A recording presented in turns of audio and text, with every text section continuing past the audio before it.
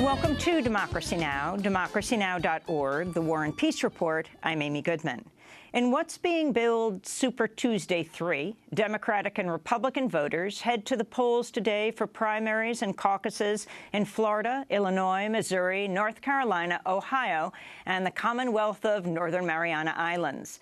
In the Republican race, all eyes will be on Ohio and Florida, where Ohio Governor John Kasich and Florida Senator Marco Rubio are attempting to defeat frontrunner Donald Trump in their home states.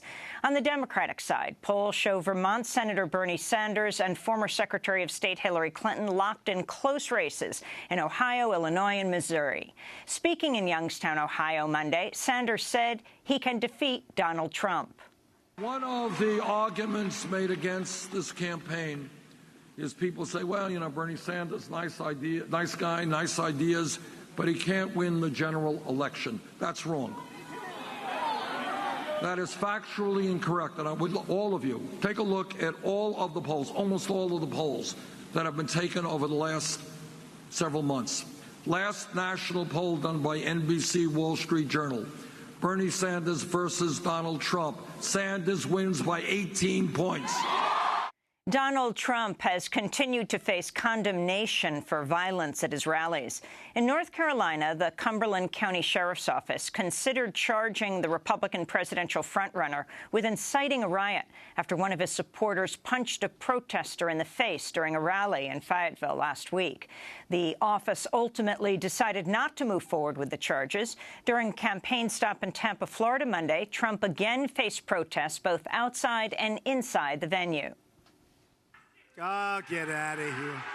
These people are crazy. They're crazy. I didn't know this happened in Tampa. I love Tampa. I didn't know this happened. All right. They'll go home to their moms soon, and they'll get... Let me ask you, I don't want to ruin somebody's life, but do we prosecute somebody like that or not?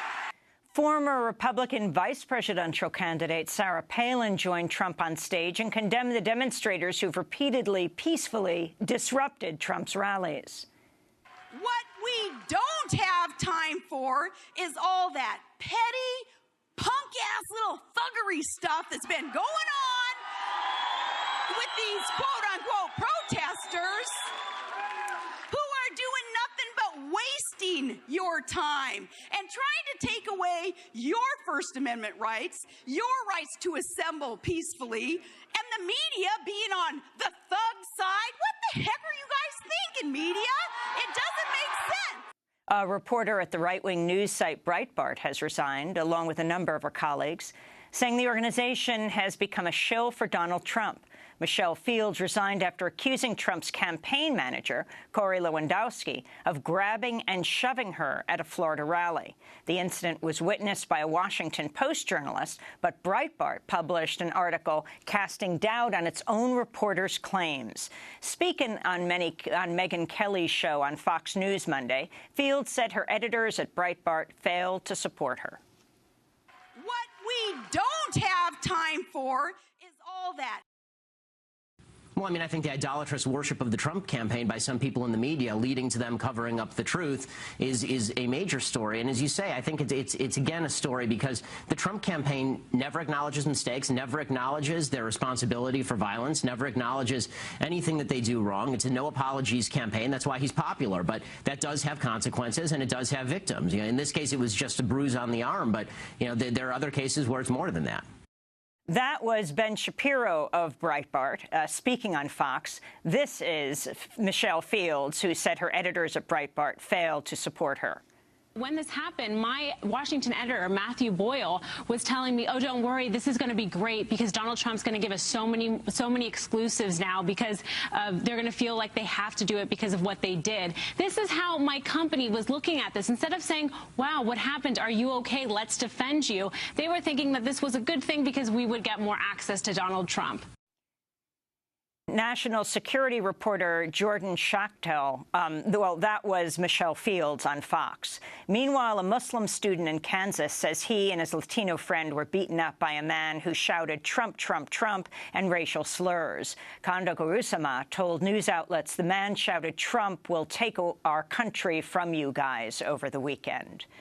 In a surprise announcement, Russian President Vladimir Putin has said Russia will withdraw the bulk of its forces from Syria. Putin made the announcement Monday, saying the Russian campaign in Syria had largely fulfilled its objective.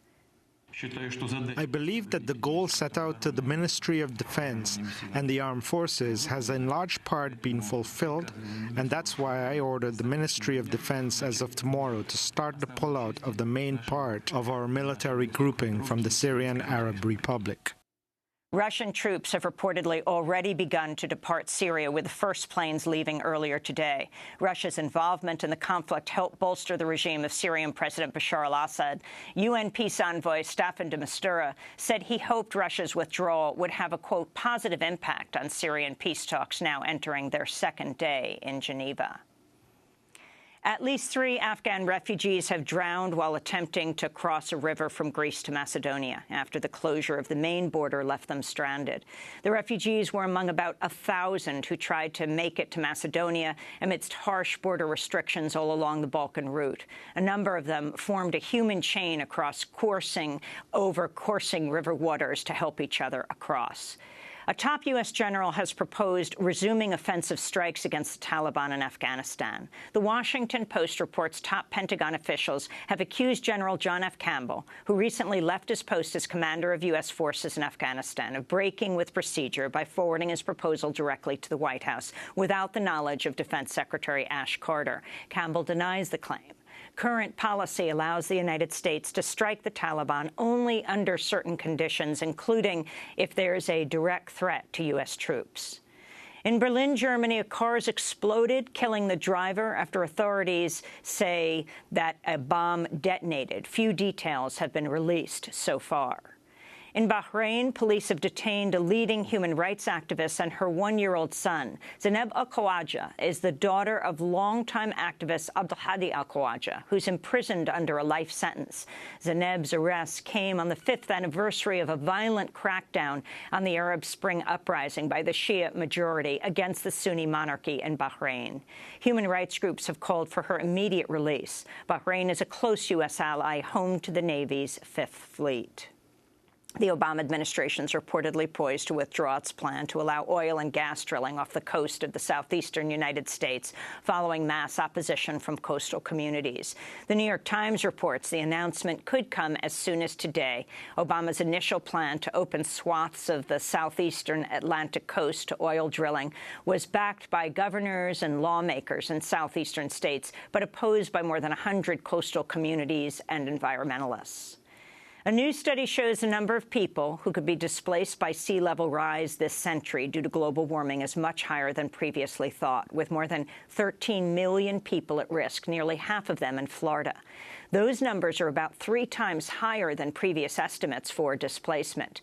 Deepak Mishra elaborated on the findings. I think there are certain layered approach that can be that can stem from this research. For example, if you tell people that 85 years down the road, 13 million people will be affected. If we take the most extreme projection, which is 1.8 meter sea level rise by 2100, but I think we need to take this study forward by doing another study of what is the impact of sea level rise right now in terms of frequent coastal flooding. The study on U.S. coastal residents comes amidst devastating flooding in Louisiana that's damaged thousands of homes and caused President Obama to declare a major disaster. In Brazil, the former president, Luiz Inácio Lula da Silva, has reportedly accepted a ministerial role in the government of President Dilma Rousseff. Taking the post will grant Lula a degree of legal protection from what he says are politically motivated charges of money laundering. State prosecutors filed for Lula's arrest last week. Over the weekend, more than 1 million people took to the streets to protest Dilma Rousseff's government amidst a corruption scandal and economic crisis. In Argentina, human rights groups have called on the United States to declassify thousands of documents related to Argentina's military dictatorship as President Obama prepares to visit Argentina next week. Groups, including the Grandmothers of the Plaza de Mayo, submitted a petition to the U.S. Embassy in Buenos Aires. They hope the documents could help identify missing family members. Gaston Chillier of the Legal and Social Studies Center said the documents could help compensate for the U.S. role in the so-called Dirty War, which began 40 years ago. I think that the declassification of information in different areas of the region could shed light on serious violations of human rights. In this sense, I think the United States can, in a way, compensate for the role they had at that time. Our Center for Legal and Social Studies has always highlighted the context of U.S. support for military dictatorships across the region, including Argentina.